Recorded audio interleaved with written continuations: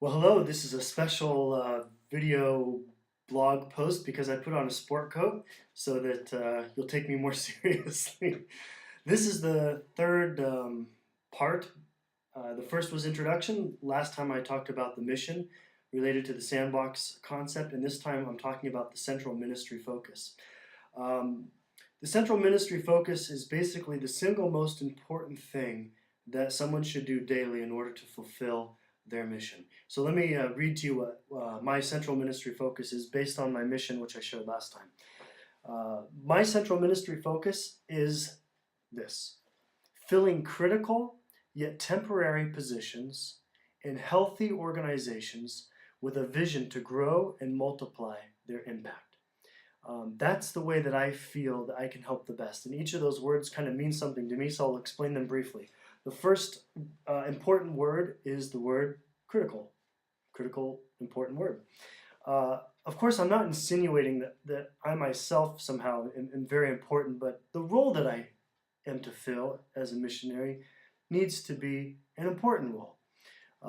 Otherwise, it's not worth all the time, the money, and the hassle that it takes to be a missionary. Any missionary, for the investment that they put into that lifestyle and all that it takes, should be fulfilling an important role. Um, Everyone is replaceable. God has many qualified people at his disposal. If it wasn't me, he would find somebody else to do this job. Uh, but if I was to just throw myself into some non-essential position here, or a position that a local person should do, um, I don't feel like my time would be as well served. So the position must be critical. Secondly, it must be temporary. My job is to work myself out of a job. My job is not to remain in perpetuity in some position where they are dependent on me doing that for the ministry. I think most missionaries are short-term in the sense that a very small percentage of missionaries die in the place where they become missionaries. Some do, but most do not. Most missionaries eventually go home at some point or move on to a new place, or their role changes, which is the way that I think it is probably usually best. The third aspect of me fulfilling my critical role is that it would take place inside a healthy organization. I don't have enough experience to go in and fix a broken organization. And of course, no organization is perfect. And as Dr. David, the doctor that I work with here, often uses this expression, he says, "Where are the holes in the cheese? Where are the downsides, the weaknesses?"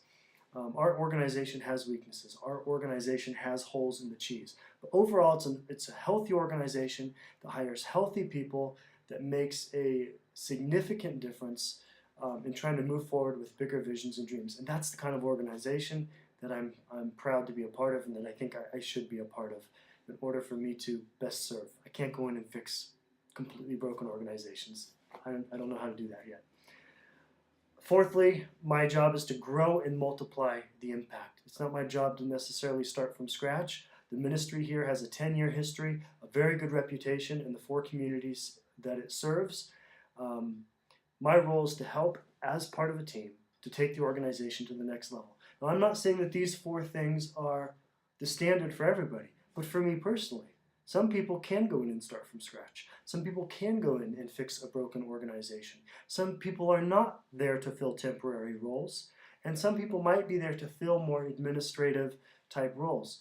None of those things are good, bad, or indifferent. I'm just saying that this is the thing that I feel I should focus on to accomplish the mission that God has given me. So there you go. I didn't say this on the other couple of posts, but if you have any comments about this, I would appreciate it. If you have thoughts about maybe what your vision is as an individual, your mission and your critical ministry role, that thing that you need to do day in and day out consistently in order to fulfill your mission. All right, that's it for this one. Hope you like the sport coat.